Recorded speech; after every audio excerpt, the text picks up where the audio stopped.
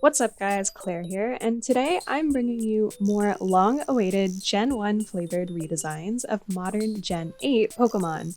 Don't worry, we heard you in the polls. More new Pokemon are on their way later this week.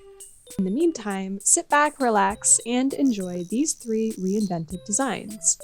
Also, if you like this content, be sure to check out our other 2 videos in this series. Now, without further ado, let's get to it. Looking over the list of Gen 8 Pokemon, I wanted to pull inspiration from some of the more out there designs Game Freak introduced in the latest generation. One of the things I liked about Sword and Shield is how inventive the designers were with many of the new designs. We got to see a lot of concepts that just flat out would not exist in previous generations, like Phalanx. Phalanx, in my opinion, is just so cute. I love this band of little guys marching in a line a la Kirby Star Allies, which by the way is an adorable game that any Kirby fan should play. Anyway, Phalanx is unusual in that this Pokemon is actually 4 Pokemon that move as a unit, and its personality and concept is mostly communicated through snappy new animations that would not have been possible on the hardware of the earlier games. So I decided the first step would be to change Phalanx's personality to something a little more rambunctious, more like Execute. I also reduced the number of soldiers to 3, since the original Gen 1 pixel art probably wouldn't have been able to handle more than 3 of these guys in a single sprite. For the specific features, I gave it a body type more like Jigglypuff or Oddish. These kind of feet, alongside random horns, are especially evocative of Gen 1. To complete the makeover, I reduced Phalanx's palette and made its eyes simpler and more like Shelter's.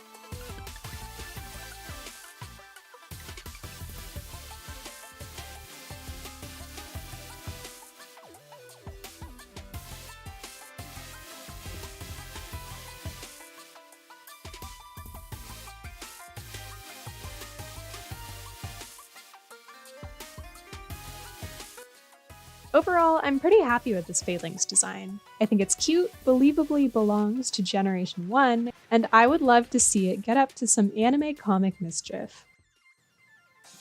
Next up is another challenge Pokemon. This design is another one that I don't think could exist in any other generation. Ice Cube. Yeah, the penguin with an ice cube on its head. I've heard that Ice Cube is pretty polarizing, no pun intended.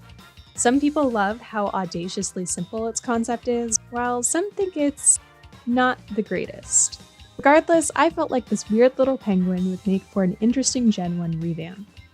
As I just mentioned, I don't really think Ken Sugimori or his team of Gen 1 character designers would ever have made something like this for the original games. The Ice Cube head just felt too weird. My first thought of an adjacent but more contextually fitting design was to change its proportions to be a little more like Charmeleon or Golduck, and adapt the feathery frills of an emperor penguin into a snowflake shape. I thought this would be a good solution since it maintained the physical presence of the ice typing, but in a subtler way. Unfortunately, sketching this out made me realize that this shape was way too similar to Delibird's silhouette, so I needed to find a different approach. I ended up settling on a cracked egg shape to cover Ice Cube's head. Covering part of a Pokemon's body like this was clearly a concept the designers were flirting with around the early days of Pokemon development, as we can see in Cubone and later Croconaw. So I thought this solution would work well enough while still capturing the general spirit of a penguin with its head stuck in something. For the palette, I took a look at the only 5 ice types in Gen 1: Seal, Dugong, Lapras, Articuno, and Jinx. For the most part, these Pokemon communicated their ice typing with light blue and white coloring, so I borrowed that to reimagine Ice-Q's color palette.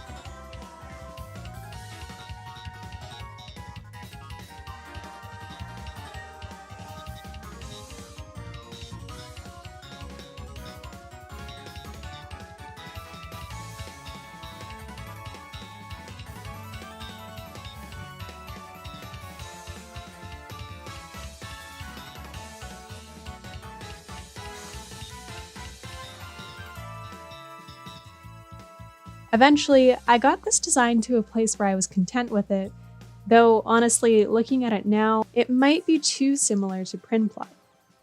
Anyway, let me know what you think in the comment. Of all the designs in this video, this is the one I'm least sure of. Finally, I want to round this out with a fan favorite, Rooky. Gen 1 starters are pretty simple in their designs, so this redesign was all about simplifying while preserving Rooky's sweet-looking nature. I quickly decided to make Rooky stand up in this art, since the current sitting pose looked a little too passive for an early starter. I also reduced the color palette and simplified Rooky's markings.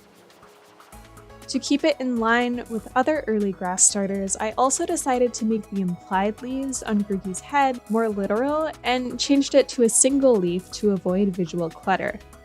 For its features, I ended up combining shapes from Mankey, Farfetch'd, and Bulbasaur to find the right balance of monkey-like features, crop use, and clear grass typing.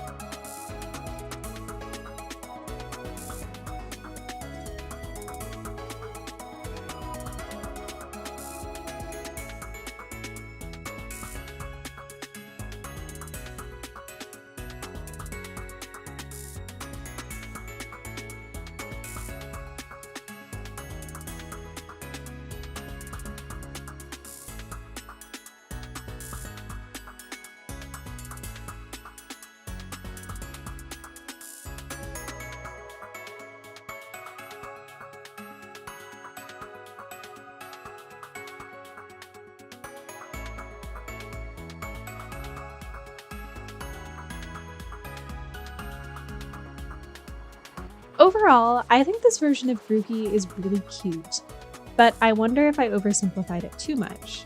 I think this version has a similar level of visual complexity as Charmander, but it's hard to tell.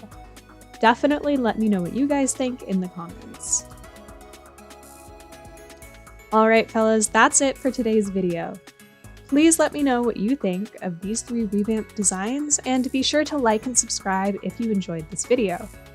Design challenges like this are always fun to do, so definitely let us know if you like this series and want to see more.